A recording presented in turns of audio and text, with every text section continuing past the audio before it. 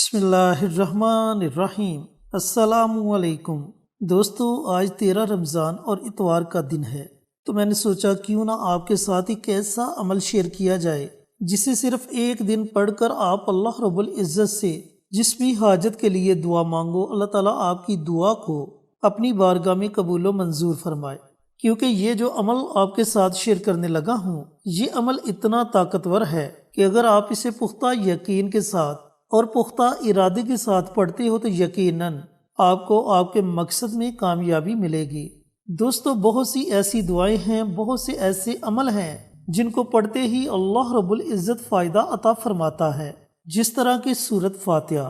اب سورۃ فاتحہ اتنی طاقتور سورت ہے کہ اس میں اللہ رب العزت نے ہر بیماری کا علاج رکھ دیا۔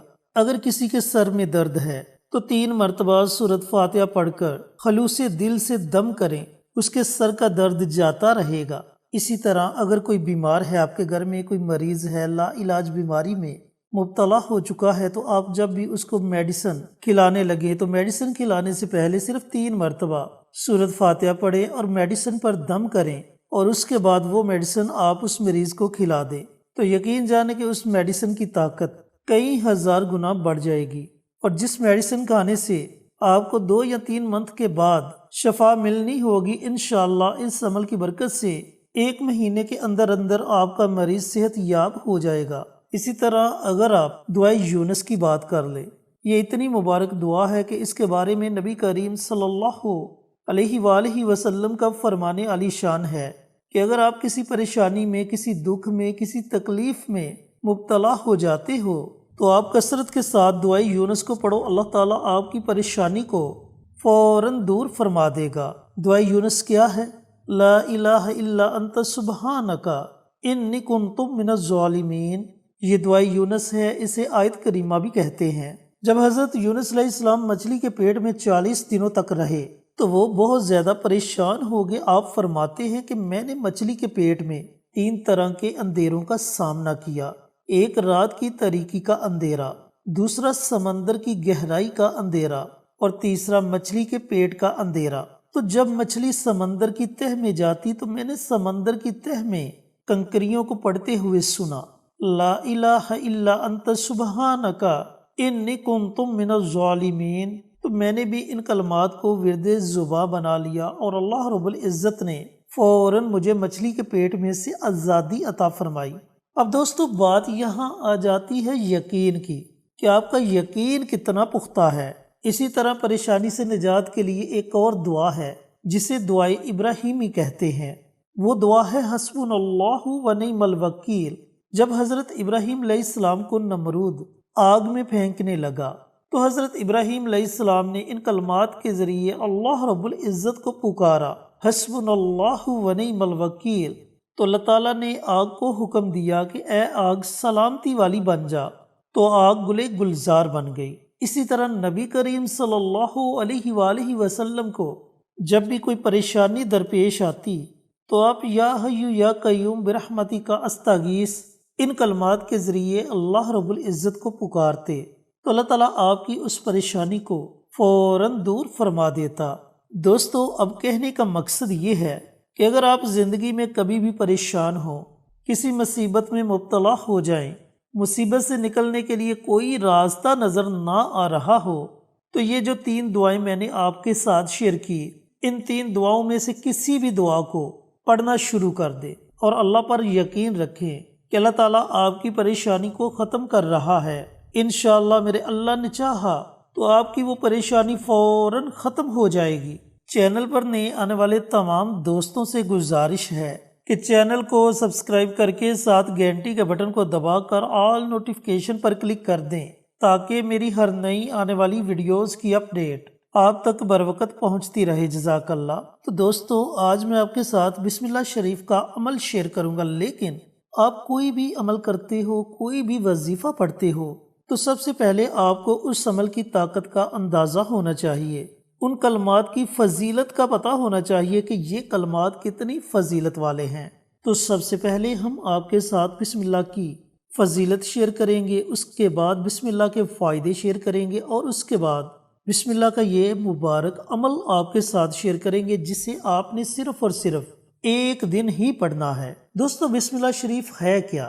اس کی طاقت کا اندازہ آپ اس بات سے لگا سکتے ہیں کہ اللہ رب العزت نے اپنے نبیوں پر 4 آسمانی کتابوں کا نزول فرمایا، جن میں سے سب سے آخری کتاب ہمارے پیارے آقا سرور کائنات حضرت محمد مصطفیٰ صلی اللہ علیہ وآلہ وسلم کی ذات اقدس پر نازل ہوئی۔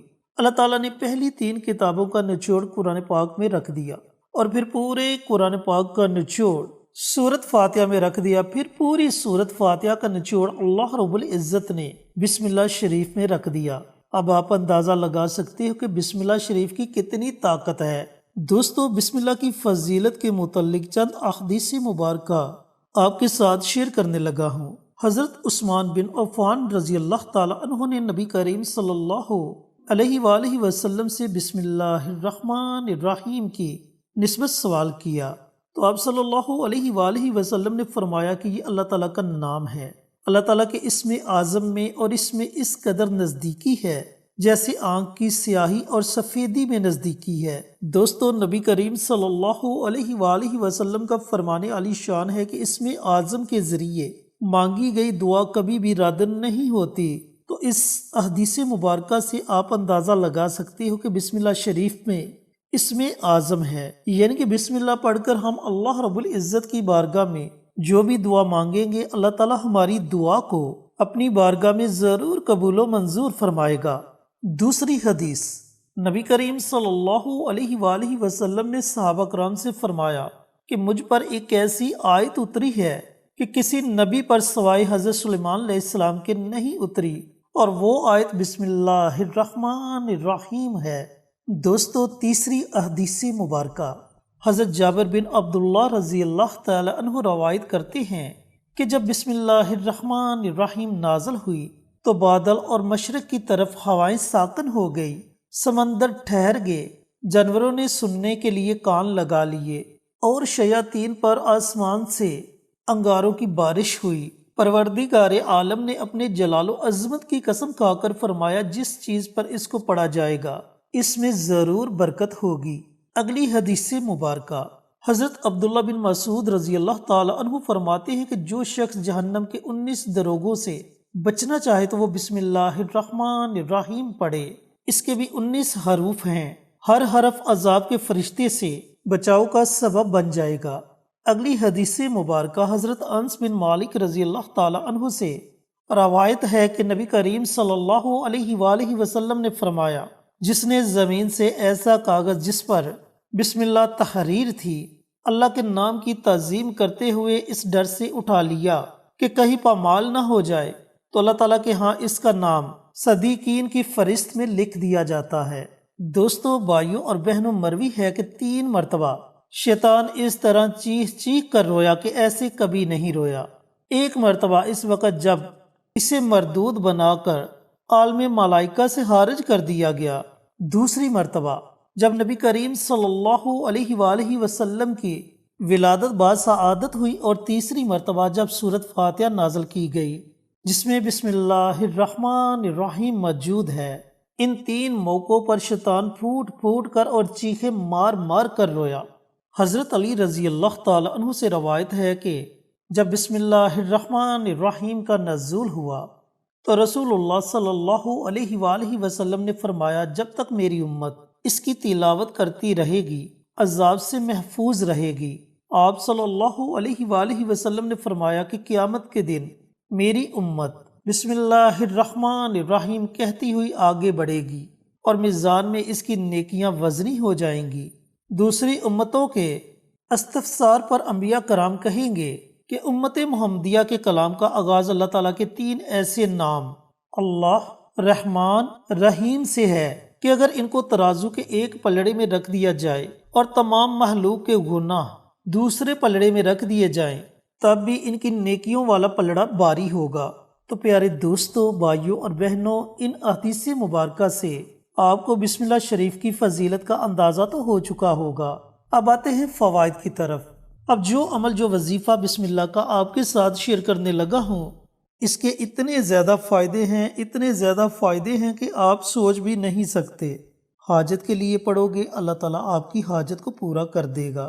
آپ چاہتی ہو کہ آپ کے گھر سے رزق کی تنگدستی دور ہو جائے، تو یقین جانے کہ اس ایک دن کے عمل سے ہی اللہ تعالیٰ آپ کے لیے ایسے وسیلے پیدا کر دے گا جن کے بارے میں آپ نے کبھی تصور بھی نہیں کیا ہوگا۔ مقروض ہیں، قرض اتارنے کے لیے کوئی راستہ نظر نہیں آ رہا، تو اس عمل کو، اس وظیفے کو پڑھنے کے بعد اللہ تعالیٰ کی بارگاہ میں دعا مانگو۔ یقین جانو کہ اللہ تعالیٰ آپ کے لیے کوئی نہ کوئی بندوبست ضرور فرما دے گا۔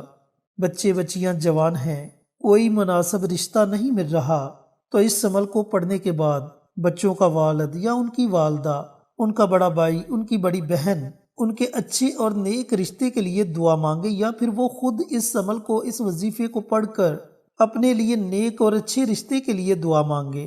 انشاءاللہ میں پورے یقین کے ساتھ کہتا ہوں، ایک اچھا اور نیک رشتہ آپ کے گھر پر دستک دے گا۔ اسی طرح اگر آپ کے گھر میں کوئی مریض ہے، کسی لا علاج بیماری میں مبتلا ہو چکا ہے، تو اس عمل کو، اس وظیفے کو پڑھنے سے پہلے پانی کی ایک بوتل لیں اور اس بوتل کو اپنے پاس رکھ لیں، اور جب آپ بسم اللہ شریف کا یہ عمل، یہ وظیفہ مکمل کر لیں تو پانی کی بوتل پر دم کر دیں، پھر روزانہ تھوڑا تھوڑا پانی اس مریض کو پلائیں۔ انشاءاللہ میرے اللہ نے چاہا تو چند دن وہ پانی پلانے سے مریض کے ریشے ریشے سے بیماری ختم ہو جائے گی۔ یعنی کہ اسی طرح اللہ تعالیٰ اور بھی آپ کو بے شمار فوائد سے نوازے گا، اور ایسے ایسے فوائد سے نوازے گا جن کے بارے میں آپ نے کبھی گمان بھی نہیں کیا ہوگا۔ تو اب ہم بسم اللہ شریف کے اس عمل کی طرف چلتے ہیں۔ دوستو، اس عمل کو آپ نے آج 13 رمضان بروز اتوار کے دن پڑھنا ہے۔ اب یہ ضروری نہیں کہ اس عمل کو آپ نے آج ہی پڑھنا ہے۔ اگر اس اتوار آپ یہ عمل، یہ وظیفہ نہ پڑھ سکے تو رمضان المبارک کی اگلی اتوار آپ یہ عمل، یہ وظیفہ پڑھ سکتے ہیں، اور بالفرض اگر آپ رمضان المبارک کی اگلی اتوار کو بھی یہ عمل، یہ وظیفہ نہ پڑھ سکے تو پھر لیلۃ القدر کی رات، جسے ہم شب قدر کہتے ہیں، اس رات اس عمل کو، اس وظیفے کو ضرور پڑھے۔ اس عمل کو آپ نے رمضان المبارک میں ضرور پڑھ لینا ہے۔ اگر آپ ان تمام فوائد سے مستفید ہونا چاہتے ہیں تو آپ نے کرنا یہ ہے کہ اتوار کا پورا دن آپ کے پاس ہے۔ پورے دن میں جب آپ کا جی چاہے آپ یہ عمل، یہ وظیفہ پڑھ سکتے ہیں۔ آپ نے سب سے پہلے پیارے آقا سرور کائنات حضرت محمد مصطفیٰ صلی اللہ علیہ وآلہ وسلم کی ذات اقدس پر درود و سلام کا نذرانہ پیش کرنا ہے۔ درود پاک آپ 1 مرتبہ پڑھیں، 3 مرتبہ پڑھیں، 5 مرتبہ پڑھیں، اس سے زائد مرتبہ پڑھیں، یہ آپ کی اپنی مرضی ہے۔ درود پاک پڑھنے کے بعد آپ نے 786 مرتبہ بنا کسی سے گفتگو کیے، بنا کسی سے بات چیت کیے بسم اللہ الرحمن الرحیم، اس طرح بسم اللہ شریف کو پڑھنا ہے۔ اب آپ چلتے پھرتے اٹھتے بیٹھتے بسم اللہ شریف کو پڑھ سکتے ہیں۔ اب جب آپ 786 مرتبہ یا اس سے زائد مرتبہ، دیکھیں بعض اوقات انسان کو غلطی لگ جاتی ہے، وہ تھوڑا زیادہ بھی پڑھ لیتا ہے، تو اگر آپ زیادہ پڑھ لیں تو پریشان نہیں ہونا کہ پتہ نہیں اب کیا ہوگا۔ آپ 786 کا عدد اپنے ذہن میں رکھیں، اس سے کم نہیں پڑھنا آپ نے، اور اگر اس سے زائد مرتبہ پڑھ لیں تو کوئی بات نہیں۔ تو جب آپ 786 مرتبہ یا اس سے زائد مرتبہ بسم اللہ شریف کو پڑھ لیں تو آخر میں آپ نے پھر نبی کریم صلی اللہ علیہ وآلہ وسلم کی ذات اقدس پر درود و سلام کا نذرانہ پیش کرنا ہے۔ پھر آپ نے جو دعا مانگنی ہے، اس دعا کو اسی وقت نہیں مانگنا، بلکہ دعا آپ نے افطاری سے تھوڑی دیر پہلے مانگنی ہے، چونکہ افطاری کا وقت ایک ایسا وقت ہوتا ہے جو مقبولیت کا وقت ہوتا ہے، اور جب آپ افطاری سے تھوڑی دیر پہلے دعا مانگو گے تو ایک تو وظیفے کی طاقت ہوگی، اور دوسرا وہ قبولیت کا وقت ہوگا، اور تیسرا رمضان المبارک میں جس طرح اللہ تعالیٰ ہر نیکی کا اجر 70 گنا بڑھا دیتا ہے، اسی طرح آپ جو بھی عمل کرو گے اس کی طاقت بھی 70 گنا بڑھ جائے گی۔ تو تیسرا آپ کو فائدہ یہ ہوگا کہ آپ کے وظیفے کی طاقت 70 گنا بڑھ جائے گی، اور جب آپ اپنے ہاتھوں کو اٹھا کر اللہ رب العزت کی بارگاہ میں دعائیں مانگو گے تو یقین جانے کہ آپ کی دعائیں 7 آسمانوں کو چیرتی ہوئی عرش تک پہنچ جائیں گی، اور اللہ رب العزت اپنی بارگاہ میں آپ کی دعاؤں کو یقیناً قبول و منظور فرمائے گا۔ اور جس بھی حاجت کے لیے، جس بھی مقصد کے لیے آپ نے اس عمل کو، اس وظیفے کو پڑھا ہوگا، اللہ رب العزت آپ کی اس حاجت کو بھی ضرور پورا کرے گا۔ دوستوں، بھائیوں اور بہنوں، ایسے موقع زندگی میں بہت کم ملتے ہیں۔ ہم لوگوں نے بالکل اللہ رب العزت کی ذات سے اپنا ناطہ توڑ دیا ہے اور دنیا داری کے کاموں میں مصروف ہو چکے ہیں۔ زندگی کو اتنا زیادہ ہم لوگوں نے مصروف کر لیا ہے، اگر کسی کو نماز پڑھنے کے لیے بولا جائے، نماز کی دعوت دی جائے، تو اس کا آگے سے جواب یہ آتا ہے کہ یار مجھے بہت زیادہ جلدی ہے، یا پھر وہ یہ کہے گا کہ میرے کپڑے صاف نہیں، میرے کپڑوں پر گندے چھینٹے پڑے ہوئے ہیں۔ لیکن میرے دوستوں، میرے بھائیوں، میری بہنوں، حقیقت یہ ہے کہ اللہ تعالیٰ جس پر راضی ہو اسی بندے کو اپنے گھر بلاتا ہے، اسی بندے کو اپنے سامنے کھڑا ہونے کا موقع دیتا ہے، اسی بندے کو اپنے ساتھ ہم کلام ہونے کا موقع دیتا ہے، اسی بندے کے دل پر لگے ہوئے زنگ کو صاف کر دیتا ہے، اسی بندے پر اپنی رحمتوں کو نچھاور کر دیتا ہے۔ دوستو، اگر اللہ چاہے تو ہم ساری دنیا کے کام کاج چھوڑ کر مسجد کی طرف لپک پڑے۔ تو دوستو، رمضان کا مبارک مہینہ ہے، اس مہینے اللہ رب العزت کی رحمتوں کو سمیٹیں، اللہ تعالیٰ کو راضی کرنے کی کوشش کریں، قرآن پاک کی تلاوت کریں، ذکر و اذکار کریں، تاکہ اللہ کے اس مہمان مہینے کی زیادہ سے زیادہ قدر کی جائے۔ صدقہ خیرات کریں، اپنے ہمسایوں کا خیال رکھیں، پھر دیکھیں کہ اللہ تعالیٰ کی رحمتیں کیسے آپ پر موسلا دھار بارش کی طرح برستی ہیں۔ ایسے اعمال سے اللہ تعالیٰ اپنے بندوں سے راضی ہو جاتا ہے، اور اللہ تعالیٰ کا راضی ہو جانا ہمارے لیے سب سے بڑی کامیابی ہے، اور اللہ رب العزت کا ناراض ہو جانا ہمارے لیے سب سے بڑی ناکامی ہے۔ تو اللہ تعالیٰ سے دعا گو ہوں کہ اللہ پاک یہ مبارک عمل، یہ مبارک وظیفہ مجھے بھی، میرے تمام بھائیوں کو، میری تمام بہنوں کو پڑھنے کی توفیق عطا فرمائے، اور صدقہ جاریہ سمجھ کر دوسروں کے ساتھ شیئر کرنے کی توفیق عطا فرمائے، تاکہ آپ کے ساتھ ساتھ دوسرے لوگوں کا بھی فائدہ ہو سکے۔ پیارے آقا کی پیاری پیاری سنتوں پر عمل کرنے کی توفیق عطا فرمائے، 5 وقت کا نمازی بنائے، صراط مستقیم پر چلنے کی توفیق عطا فرمائے، آمین۔ انشاءاللہ پھر کسی نئی ویڈیو کے ساتھ اچھے اچھے وظائف کے ساتھ آپ کی خدمت میں حاضر ہوں گے۔ تب تک کے لیے اجازت دیں۔ السلام علیکم ورحمۃ اللہ